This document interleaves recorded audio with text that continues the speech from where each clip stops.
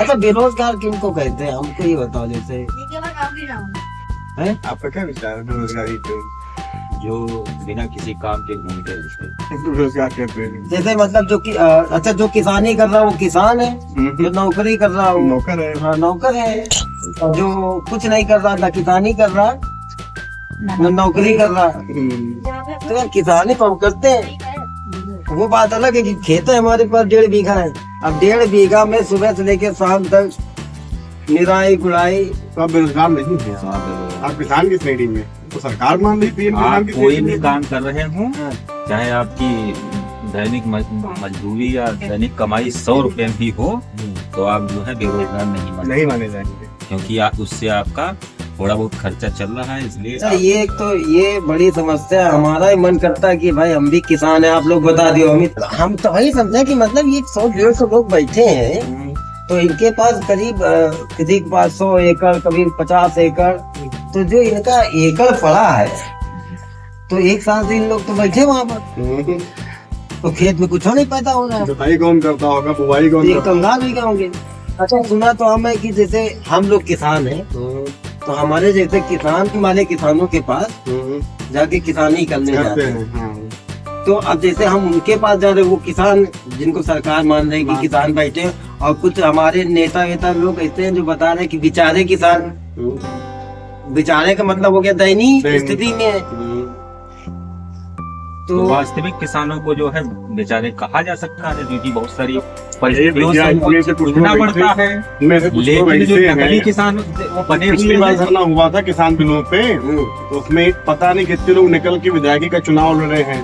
अच्छा एक बात है ये भी है सुना कि किसान है कोई ये? अगर इन किसानों के बारे में कुछ कहते हो तो एक बार वो कंगना रनावत जी के तो कोई वो हाँ, झापड़ वापड़ मार थप्पड़ दिया। मार दिया, सियासत की जवान थी कोई हाँ। एयरपोर्ट पे, तो थप्पड़ मार दिया। अच्छा और देखो कितनी खुशी की बात है, किसान की बिटिया उसमें फोर्स में है, कोर्ट में है अम्मा किसान और बेटिया फोर्स में। अच्छा हम लोग ऐसे किसान में इसीलिए कह रहे थे कि हम किसान हैं। मुद्दा एक और आ गया सामने, हमका ये बताओ, ये हम हर पिक्चर में देखा है, किसी पंडित जी अत्याचार करे हैं, कौन ठाकुर साहब, तो ठाकुर तो इतना गरियाया जाता तो ठाकुर है भी नहीं चल, फिल्म वाला ओरिजिनल वाला पता नहीं कहाँ। तो अच्छा ये सब ये अंग्रेज कैसे बरस करेंगे? लगभग 1600 से किए 1947 तक, लगभग मतलब 1000 तो मोटे तौर पर 200 साल के आसपास, 250 साल के आसपास। 200 साल, मतलब अंग्रेजों से ज्यादा बलशाली रहे ठाकुर पर। बलशाली होते तो अंग्रेजों ने यहाँ पे आक्रमण वो कब्जा कैसे जमाया होता। अरे यार तो अजीब बात हमें समझ में नहीं आ रही, हम समझे नहीं। हम एक चीज समझना चाह रहे हैं, अगर अंग्रेजों ज्यादा बलशाली नहीं है तो फिर अंग्रेज रहे हैं ये तो ठाकुरों की बात ज्यादा मानते रहे हैं, क्योंकि अंग्रेज 200 साल राज्य करें, और 200 साल जब अंग्रेज राज्य कर रहे हैं उसमें ठाकुर अत्याचार कर रहा है SC ST के ऊपर, बैकवर्ड के ऊपर, सारा राज्य करे कौन? सामान्य जाति का। तो क्या अंग्रेजों हम भाई इतिहास पढ़ेंगे, मतलब क्या ये अंग्रेजों से इनके ठाकुरों की साठगांठ रही था पहले? अच्छा राजाओं के जो राजा लोग होते तो नहीं, अच्छा तो राजा फिक्स था कि ठाकुर होगा? पहले के जमाने में मतलब दिखता रहा बहुत पुरातन में ये है, क्षत्रिय विधान था, क्षत्रिय वंश से राजा होता था। तो ये जो है जो अत्याचार करत रहे ठाकुर उनके ऊपर शेड्यूल कास्ट कह सकते हैं, हरिजन पता नहीं ये ऊपर कास्ट तो ये बहुत बाद में हुई। अच्छा ये 1881 की संसद के बाद में ये कैटेगरी आई। तो ये अंग्रेजों के बाद कास्ट बनी। हाँ, कास्ट जो मतलब कैटेगरी जो आज है प्रदेश में, ये अंग्रेजों समय बनी है, ये कैटेगरी पहले नहीं थी। पहले के जमाने में कास्ट जो है कर्म के आधार पर थी। अच्छा नहीं तो हम समझ नहीं पा रहे हैं, जैसे मान लो हम कह रहे हैं ये बाबा तो हमारा ऐसा कुछ अत्याचार करे नहीं है, बाबा मतलब दादा अकबर है, और वो तो न्याय निर्णय करते रहे, बल्कि जितना दान लगत रहे करत रहे। अब उनके पिताजी करत रहे तो हमें नहीं पता, वो हमका बताए नहीं। तो अच्छा तब मान लो ऐसा होता रहा होगा। तो अब हम ये समझ नहीं पा रहे हैं कि जब तक हम लोग उस स्थिति में नहीं पहुंच जाएंगे तब तक सरकार नहीं सोचेगी हम लोग के बारे में, फिर हमारे लिए सरकार रहेगी। सामान्य जाति को आरक्षण की आवश्यकता है, वो बेचारे दबे कुचले हैं। ये लड़ने लगी 10% दिया नहीं गया ईडब्ल्यूएस का। अच्छा ईडब्ल्यूएस वही तो है ये। अच्छा तो 10% सही आरक्षण के मामले में जैसे मान लो एक बार आरक्षण मिले, हाँ। सरकारी नौकरी मिल जाए तो उसको आरक्षण बंद कर देना चाहिए। मतलब नहीं तो इस कोई SC/ST का व्यक्ति है, एक बार नौकरी मिल जाए। इस पे भी सुप्रीम कोर्ट का आदेश में हाल ही में आया है, उस पे SC पे क्रीमी लेयर लगाया गया है और OBC में मॉडल कमीशन बाद में क्रीमी लेयर लगा दिया गया, तो मलाईदार प्लस। अच्छा सुप्रीम कोर्ट का वर्डिक्ट है इस पे। आरक्षण की एक बढ़िया बात है, इसमें पूरा चुनाव हो जाता है। बस यही तो मेन चीज है भैया, पूरा यही है। मान लो किसी नेता का नाम लेने की जरूरत नहीं है, लाल टोपी वाले सफेद अगौछा वाले सब अपनी अपनी बात बता सकते। आरक्षण के सेंध नहीं लगने देंगे। अच्छा ये जब आरक्षण का क्या उद्देश्य रहा होगा हम समझ नहीं पा रहे। हम देखो, हम गांव में रहने वाले आदमी, हमें साफ सुथरी बात ये पता कर ले, तो बताइए आरक्षण का मतलब किस लिए आरक्षण लगाया गया। आरक्षण का उद्देश्य ये था कि रियल में वास्तव में ये जो जैसे मान लो SC/ST के जो इस समय हैं OBC वाले, वास्तविकता में ये अत्यंत पिछड़े थे। हाँ। बिल्कुल इनकी कंडीशन जो है बिल्कुल मिट्टी में मिली हुई थी, ठीक है। तो उनको जो है थोड़ा बहुत ऊपर, हाँ, संविधान की विभिन्न शाखाओं में भागीदार बनाने के लिए आरक्षण का प्रावधान किया गया था, ठीक है। तो ताकि उनको जो है इन्वॉल्वमेंट हो जाए। नहीं ये तो भाई ये बहुत जरूरी भी था। अब तुम बताओ, अपनो जमाने से बेचारे जो भी ये है शेड्यूल कास्ट में लोग जो भी है, उनको दबाए, पढ़ने नहीं दे रहे, स्कूल में साथ में बैठने नहीं दे रहे, वो कहाँ से तुम्हारे साथ खड़े हो पाएंगे। आरक्षण दिया गया, उनको पढ़ने का पूरी आजादी दी गई, साथ में बैठने की आजादी दी गई, नौकरी में भी उनको स्थान दिया गया। नहीं भैया, उसके भी दो कारण हैं। हाँ। एक तो देखा जाएगा तो समाज ने उनके ऊपर, या पुरातन समाज ने उनके ऊपर कार्य का, श्रम का बोझ डाल दिया था। श्रम के बोझ के तले वो पढ़ नहीं पाते थे, और जो पढ़ना चाहते थे वो पढ़े। सबसे बड़ा एग्जाम्पल आप देखें डॉक्टर अम्बेडकर जी का। अच्छा, इनको यही चीज है ये नहीं, एक कारण और था। हाँ। एक कारण ये था कि बात ये नहीं थी, पढ़ने लिखने वाली बात नहीं थी। बात ये जो ये निचली कास्ट वाले, कथित निचली कास्ट वाले व्यक्ति थे, इनको जो है कथित ऊंची कास्ट वाले व्यक्ति बड़ी हे नजर से देखते थे, ठीक है।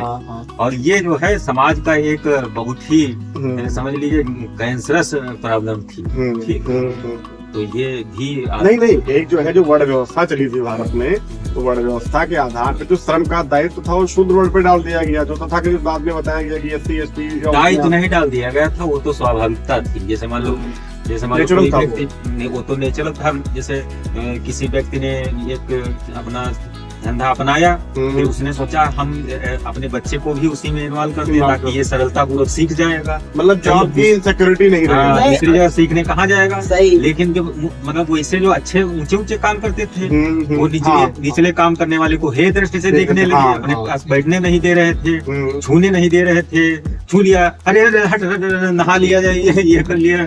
तो ये सब समस्याएं नहीं, इसका हमें ये समझ में नहीं आ रहा। जो आज तक करीब आजादी 47 से आजाद हो गए, और फिर ये आरक्षण की व्यवस्था कब से चालू हुई? आरक्षण की व्यवस्था भैया अप्रत्यक्ष रूप से देखा जाएगा जो, तो 1909 में एक आया था मानवीय मिल्क सुधार, उसमें पहले मुस्लिमों की व्यवस्था की गई थी। अच्छा। कि इनको पॉलिटिकल रूप से इनको राजनीतिक भागीदारी प्रदान की जाए, क्योंकि हिंदू बहुत संख्यक था यहाँ पे, तो इनको एक राजनीतिक भागीदारी के लिए प्रयास किया गया। फिर जो इसके बीज बोए गए वो 1919 में और ज्यादा फलित हुए। उसके बाद में जब पूना पैक्ट के पहले जो आपका तृतीय गोलमेज सम्मेलन जब हुआ है, तब उसमें जो है व्यवस्था की गई थी SC के लिए अलग, वहाँ से मुस्लिम के लिए पहले से थी। मतलब अप्रत्यक्ष रूप से देखा जाए तो 1909 के अधिनियम से ही जो है आरक्षण की व्यवस्था अंग्रेजों ने कर दी थी। मतलब डिवाइड एंड रूल, बांटो और राज्य करो। उनका उद्देश्य दूसरा था। उनका उद्देश्य था कि फूट डालना हाँ। और फूट डालना राज करना। अच्छा, तो मतलब आरक्षण नहीं। अच्छा, तो 9 में अंग्रेज भी कोशिश कर चुके थे कि आरक्षण देने का।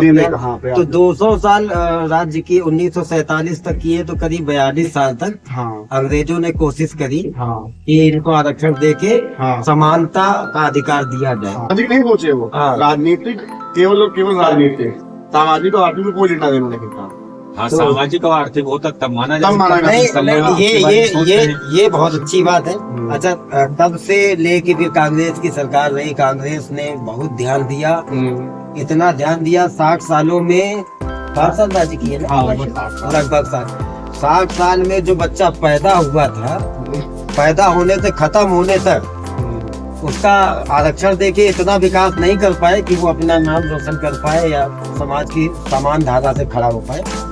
फिर उसमें उसके बाद की सरकारें कोशिश कर रही हैं। नहीं भैया, उसमें भी थोड़ा द्वंद्व आ गया है। अच्छा, उसमें कैसे मान लो कोई शेड्यूल कास्ट का व्यक्ति है, हाँ। मतलब वो थोड़ा उच्च पदों पे हो जाता है, तो फिर आरक्षण का लाभ वही लोग पा रहे हैं। फिर जो उनके कैटेगरी से आ रहे हैं एसटी या ओबीसी में, हाँ। वो नहीं पा रहे हैं। अच्छा, मतलब ऐसा समझो जो गोबर है वो गोबर है, हाँ, हाँ, जो मक्खन है वो मक्खन है, मतलब उनमें भी जो कैटेगरी मट्ठा है वो मट्ठा है, जो दूध है वो दूध है। उसमें पिछड़ा अति पिछड़ा, अभी जैसे उत्तर प्रदेश तो ये- पिछड़ा अति पिछड़ा बांटने का तो तरीका इसमें कुछ गलत नहीं है, प्राकृतिक गलत पता ही नहीं है। इसमें प्राकृतिक चीज है। जैसे मान लीजिए आप दूध है तो आप में केवल दूध ही मिल सकता है या पानी मिल सकता है। अब दूध में हम कहीं गोबर मिला दे तो गोबर भी गंदा हो जाएगा, दूध भी गंदा हो गया। तो अब ऐसा मानो, जैसे मान लीजिए हम है गोबर, इस समय हम बहुत नीचे हैं, हमको ऊपर उठाने की आवश्यकता है, तो हमको गोबर ही गोबर का सहयोग करेगा। अब जो हमारे जैसा गोबर जो बन गया है कंडा, अब जो कंडा बन गया है वो गीले वाले गोबर को उठाएगा नहीं, वरना वो भी गीला हो जाएगा। तो ऐसी स्थिति हो गई, जो नीचे रह गया वो नीचे रहेगा। वो नीचे रह गया, जो ऊपर आ गए हैं वो फिर ऊपर वो भैया सभी कैटेगरी में है, चाहे जनरल में देखिए चाहे ओबीसी में, सब में देखिए। ओबीसी के जो लोग आगे बढ़ गए वही आगे जा रहे हैं, पीछे बाकी नीचे रह गए वो नीचे ही है। चिंता में, लेकिन हमें ये है कि मतलब ऐसा लग रहा है कि सामान्य वर्ग जब तक वहाँ नहीं चला जाएगा कि सामान्य वर्ग को क्लास में घुसने न दिया जाए, बैठने न दिया जाए, पढ़ने न दिया जाए, एक से एक गंवार जब तक सामान्य जाति में न पैदा हो जाए, और जब तक कोई आपस में लड़ मरे न लगे, जब तक भूखे मरे न लगे, तब तक उनके बारे में सोचना है नहीं। क्योंकि उनके जो पूर्वज हैं, जिनको उन्होंने देखा नहीं, शायद नाम भी नहीं जानते होंगे उनका, वो लोग अत्याचार करें। तो कह ना, ये पता देखो सरकार इतनी अच्छी सरकार है, हाँ, कुछ लोग हैं मतलब अपनी अपनी बिरादरी देख लेते हैं, और कुछ लोग तो ऐसे हैं जो भुक्तभोगी हैं, वो भी अपना बोले कि नहीं हमको सत्ता पे रहना। 60, 62, 65 सालों से आरक्षण मिल रहा है। तो जब हम सुना है कि जैसे दारू मान लो कोई पीता है, बोले 21 दिन ना पियो तो छूट जाती है। कुछ आध्यात्मिक गुरु बता रहे हैं, बोले 6 महीना ना पियो तो छूट गई, साल भर ना पियो तो सौखियां पियो तो पियो, नहीं तो छूटे गई। ये कई साल तक आरक्षण नहीं तो छूटे से ही। हाँ। नहीं, ऐसा कब लगता है कि वो समान धारा में आ गए? समान धारा में आ जाएंगे। 2 पॉइंट हैं। देखो, ये जनसंख्या वृद्धि पर रोक, दूसरा शिक्षा जागरूकता, शिक्षा और जागरूकता, शिक्षा के प्रति जागरूकता, ठीक है, शिक्षा के प्रति जागरूकता। अगर हर मतलब जो है हर वर्ग का व्यक्ति अपने बच्चों को कम से कम BA MA की पढ़ाई, सब कुछ अगर बेचना भी पड़े, सब कुछ घर बार बेचना पड़े, अगर BA MA की पढ़ाई तक पहुंचाने की प्रवृत्ति रखेगा, तो जो है भविष्य में ये सारी समस्याएं दूर हो जाएंगी। सामाजिक अच्छा, पता नहीं ऐसे ये सलाह है क्या हमारे कौन सुनी, भी नाम किसान तक है का, नौकरी हमारे पास है नहीं, लेकिन हम अपने आप को बेरोजगार कह नहीं सकते हैं, क्योंकि खेतवा में अपना खेतवा गेहूँ बेच ही देते हैं, खाने भर का तो सरकार दे रही, बाकी हम देते हैं बेच। तो व्यापार तो हमारा चल ही रहा, तो बिजनेसमैन भी हो गए हैं। अच्छा, ऐसा कोई नौकरी कर नहीं रहे, तब भी व्यापार चल रहा है। और किसान, हम किसान हैं, लेकिन हम किसान है नहीं कि वहाँ पर जाके 150 हेक्टेयर हमारे पास जमीन हो। अब हम लोग, अच्छा, हमारी वाली कैटेगरी को क्या कहा जाता है, जिनका आप लोग कह रहे हो कि ये वो फलानी कास्ट है, ढिमकानी कास्ट है, उनके पास अच्छी कार है, हमसे 3 गुना बड़ा मकान है। नहीं भैया, तो उसमें सब लोगों के पास नहीं है। सब, हाँ, उसमें कुछ लोग जो आरक्षण का लाभ लिए हैं वास्तविकता में, वो उन्हीं के पास में है। नहीं, तो ऐसा नहीं, ऐसा कि भैया समान रूप से देंगे। जिनके पास चाय का कप नहीं है, उनके लिए चाय का कप है, और उसमें ये जरूरी नहीं है कि तुम कौन सी अब उसको स्पेशल, आप स्पेशल, जैसे आप स्पेशल ट्रीटमेंट देने लगे, स्पेशल ट्रीटमेंट दिया तो आप स्पेशल बन गया, जैसे कि आप 4th ग्रेड कर्मचारी हैं। कहीं कहीं आप वैसा तो नहीं जैसे अमेरिका में किया गया है। अमेरिका में गृहयुद्ध हो गया, गृहयुद्ध होने के बाद में वहाँ के राज्य उत्तर और दक्षिण में बटे हुए थे, तो वहाँ पर भी क्या किया गया, वहाँ पे जो अश्वेत लोग थे उन्होंने ये कहा कि हमको आप आरक्षण मत दीजिएगा गवर्नमेंट जॉब में, हमको आप ऐसा करिएगा कि जो वहाँ पे एजुकेशनल इंस्टीट्यूट हैं, शैक्षणिक संस्थाएं, जो टीचर्स या जो प्रोफेसर श्वेत लोगों को पढ़ाते हैं वो हमको पढ़ाएं। ये अच्छा है यार, ये तो बहुत बढ़िया है। ये सबसे मेन चीज वहाँ पे यही है भाई। देखो तब आरक्षण की व्यवस्था नहीं थी, बाबा भीमराव अंबेडकर कितनी डिग्री लेके आए? अरे भैया सबसे पढ़े लिखे लोग, सबसे पढ़े लिखे वो थे। और आरक्षण के बाद एक आदमी बताओ जो बाबा के इर्द गिर्द भी है? हाँ नहीं है, उनकी योग्यता में नहीं है, उनकी योग्यता में कोई, अरे उनके आसपास। तो भीमराव अम्बेडकर ने ये थोड़ी ना सोचा था कि हमारे बराबर सब आएंगे। हाँ ये नहीं सोचा था, ये सोचा था कि थोड़ी बहुत भागीदारी हो जाएगी और नहीं हुई भी, क्योंकि जो उनका जो फ्यूचरिस्टिक प्लान था या आरक्षण नहीं होता तो कुछ भी नहीं हो सकता, नहीं हो सकता। अच्छा, क्योंकि वो इतना पढ़ ही नहीं सकते, नहीं पढ़ नहीं, कभी बहुत नहीं हमको सिस्टम अमेरिका का सही लगता है। नहीं अच्छा ठीक है, आरक्षण मुझे लगता है। और बाबा साहब ने कहा भी है, बाबा साहब ने कहा है कि शिक्षा जो है वो शेरनी का दूध है, जो पिएगा वो दहाड़ेगा। सही है, बाबा साहब खुद कहा, इसको लिखा है। अच्छा चलिए एक और बात है कि ये आरक्षण है, हमें इसका कुछ फायदा अब इस टाइम कुछ मिलता है? मैं 100% मैं गांव में जहाँ रहता हूँ, जब भी प्रधानी का चुनाव होता है और कोई एसपी लड़ता है तो 90% आज भी वो प्रधान तो एसपी है। चले जाइए आप किसी भी बिहार एरिया में, प्रधान एसपी है, उसको साइन करना आता है कि नहीं, वो कुछ काम करवा पाएगा कि नहीं, उससे मतलब नहीं है। तो ये तुम्हें नहीं लगता कि ये आप और समाज को गड्ढे में डाल दिए? नहीं पड़ता है, इफेक्ट पड़ता है। ये भले ही दूसरे के द्वारा कंट्रोल किया जा रहा हो प्रधान, लेकिन फिर भी उसकी आर्थिक स्थिति मजबूत हो जाती है। उसके अंदर राजनीतिक जागरूकता विकसित हो जाती है, अपने समाज के बारे में सोचता है थोड़ा बहुत, ठीक है, और थोड़ा बहुत तो करता ही है, प्रेशर में ही सही रहता है, दूसरे के कंट्रोल में रहता है, लेकिन थोड़ा बहुत करता है। नहीं ये सही है, इफेक्ट पड़ता है।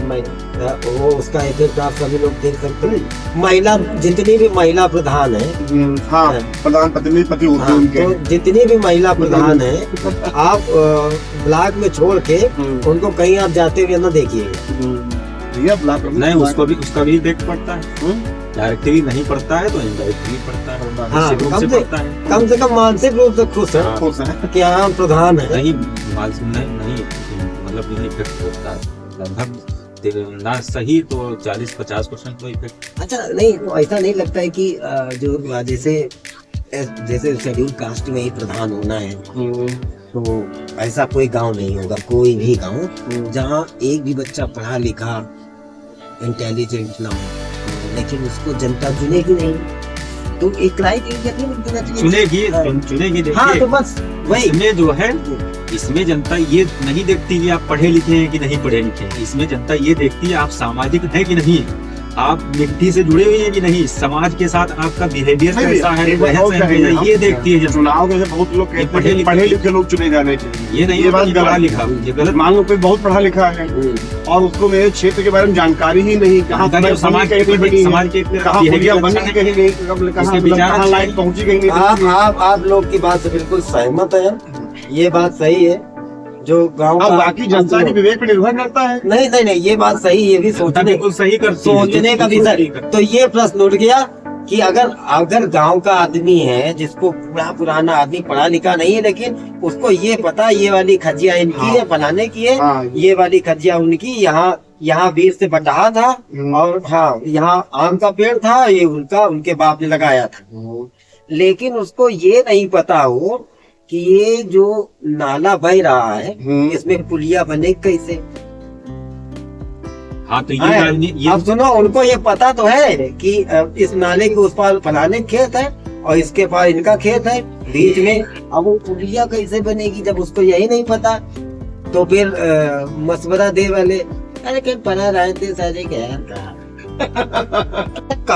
लोग होते हैं। नहीं, ऐसा नहीं। हाँ ऐसा नहीं है। अगर मान लो उसके पास विवेक अच्छा व्यक्ति है तो बुरे व्यक्तियों को अपने पास भटकने नहीं देगा और सही व्यक्तियों को रखेगा, सही सलाहकार रखेगा और वो सलाहकार सही राय बताएंगे, सही काम करेगा। और जो बुरा व्यक्ति होगा दारू पीने वाला, मतलब गाँव वाली कच्ची वाली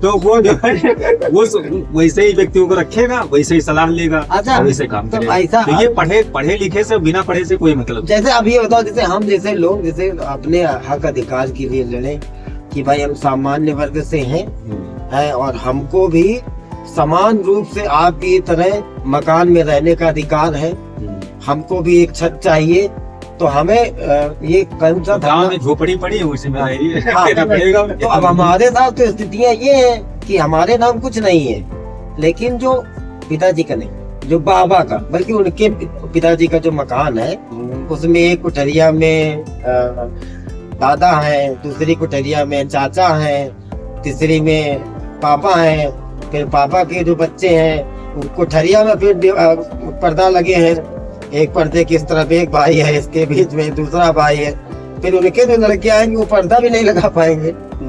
और ये देखो जो जैसे क्या रेस में जो आदमी पीछे होता गया वो होता जाता है, कोई हाथ पकड़ने वाला है, बोले इनका हटा यार, इनके पिताजी दौड़े बहुत तेज रहे, अब इनको दौड़ने की जरूरत नहीं है, पिताजी दौड़ चुके हैं, अब बाबा तो चले गए, बाबा के पिताजी चले गए, अब बेचारे नाती पोता क्या करें। ना ये ऐसा है, जब शिक्षा का स्तर उच्च होगा समाज में, समानता बढ़ेगी, तो ये सारी चीजें, ये सारी समस्याएं दूर हो जाएंगी। इनके कहने का मतलब ये है कि जो हमारे पास में धन है वो सीमित लोगों के पास में ना रहे, जैसे मान लो समान वितरण, शिक्षा का स्तर है नहीं तो लोग अपने अधिकारों को पहचानते नहीं, तो बिजनेसमैन जो मतलब बिजनेस करते हैं वो गरीबों का धन मतलब अपनी तरफ ही इकट्ठा कर लेते हैं चुंबक लगा करके, तो वो गरीब ही होता चला जाता है और अमीर जो है और ज्यादा अमीर होता चला जाता है। जब शिक्षा का स्तर बढ़ेगा तो लोग जो है अपने अधिकारों को पहचानेंगे, समझेंगे, तो जो है उसी के हिसाब से जो पैसे खींच रहा है वो कम पैसे खींच पाएगा और इस प्रकार से decentralisation of economy in society हो जाएगा, तो समस्या ठीक। ये सही, लेकिन समस्या ये सलाह तो तुम सही दे दी हो, लेकिन जिसको दियो वो कुछ कर नहीं सकता।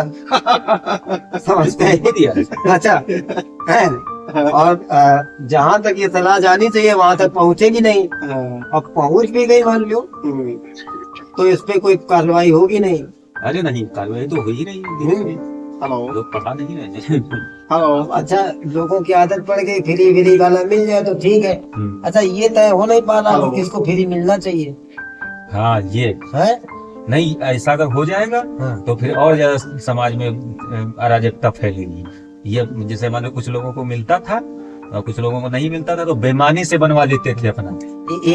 अरे सुनो, हमें ध्यान आ गया अचानक, एक बिल था जन लोकपाल बिल है, तो वहाँ एक पौधा उसने भी उगा है, मतलब जन लोकपाल बिल से भी एक पार्टी निकली यहाँ। तो वही कहने लगे भाई साहब, कहने लगा हमारे बबुआ का समय आए, मैं टीवी में दिखावा करता पता नहीं सही गलत, अब पता चला कि वो बहुत बेहतरीन महल जितने को टट्टी बनवाए हैं वहाँ पे जितने के शौचालय बनवाए हैं उतने हमें लगाओ पता उतने पैसा है नहीं, एक आधे पूरा समेट जाइए क्या। तो अभी अच्छा इस विषय में कोनो मतलब सरकार इसमें कोनो हस्तक्षेप नहीं कर सके कि अरे सरकारी पैसे बनता है सभी क्या बनता है? वो जो है दिल्ली मुख्यमंत्री आवास जो है सरकारी को बीच में थोड़ा विवादित रहा था, वो शीश महल बनवाए हैं वो ये राजनीतिक मुद्दा है। सरकारी है कि निजी? नहीं सरकारी मतलब आवास तो सरकारी है। हाँ सरकारी तो अगली बार जैसे बदल गए तो दूसरा सीएम उसमें आराम करेगा। ऐसे तो लोग वर्तमान प्रधानमंत्री बोले कि 1000 करोड़ का प्लेन लेके आए हैं चार्टर अपने चलने के। प्रधानमंत्री अपने वर्तमान प्रधानमंत्री होगी। अरे तो अकेला आदमी चलने 1000 कितने करोड़ का लाए? 1000 करोड़ का 1000 करोड़ का लाए, महल तो नहीं बनवाए खड़े वो चले। देखो भाई प्रधानमंत्री के हमें देखो सीएम इसमें ऐसा तो नहीं सोच समझ के काम करना है, लेकिन जैसे वो सीएम साहब है अपने योगी जी, और पीएम साहब है, इनके बारे में तो हमें लगता है कि भाई हम थोड़ा न्यूज जैसे आप लोग बैठे थे तो थोड़ा अपने आप को अच्छा महसूस कर रहे थे। हमें लगा था कि भाई चलो ठीक है, भारत का हम देखते रहे। अभी यो तो हमें पता ही नहीं रहा कि कहाँ से कौन कर्जा लिए, विदेश से कितना कर लियो, मिट्टी का तेल मिल रहा, चीनी मिल रही, कि कहाँ से आ रहा, कहाँ जा रहा, कितना घोटाला हो रहा। अब थोड़ा ऐसा नहीं लगा कि ट्रांसपेरेंट हो गया ऐसा कि सब लोगों को दिखाने लगे। अच्छा एक बार ये तो है, जैसे जैसे तकनीकी बढ़ती जा रही से है, ही है। नहीं तकनीकी कारण भी है, तकनीकी टेक्नोलॉजी जैसे जैसे बढ़ती जाएगी हाँ। करप्शन कम पड़ता जाएगा। तो अच्छा हाँ, नहीं, टेक्निक का भी असर पड़ता है, बाकी अब अच्छा- राजा पर भी डिपेंड करता अच्छा है। एक चीज है, अपने भ्रष्टाचार इस बात पर डिपेंड करता है कि राजा कैसा है। समाचार राजा अगर राजा कैसा है इस बार का? राजा अगर अच्छा है, इस बार का राजा समाज में कैसा है?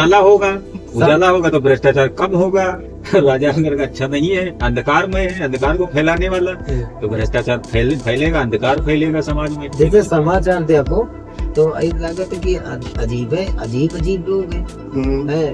मतलब कौन बात पर अब पता चला, वो आज न्यूज देख रहे हैं कि वो आदित्य कौन है, आपसी वाले वहाँ की। हाँ तो जो भी है, तो वहाँ कोई बीजेपी के नेता है कोई, तो दिल्ली में हाँ तो कुछ कह दिए कि वो कि उनके चिकन गाल की तरह, मतलब पता नहीं क्या कहते, उनकी गाल की तरह सड़के उड़के बनवा दी। अच्छा चलो खैर, तो अब उसमें पता चला कि वो उनके पिताजी अब वो रो रही हैं कि बताओ हमारे पिताजी को इससे कर दिया। नहीं, ऐसी टिप्पणी नहीं करनी चाहिए। नहीं गलत है यार, व्यक्तिगत टिप्पणी नहीं करनी चाहिए। व्यक्तिगत नहीं करनी चाहिए, भले व्यक्ति चाहे जितना खराब हो। उसमें भी कोई कह दिया देखा, कह लगे कि इनके पिताजी तो हुए अब जल के फांसी रुकवावे के लिए साइन करे रहे।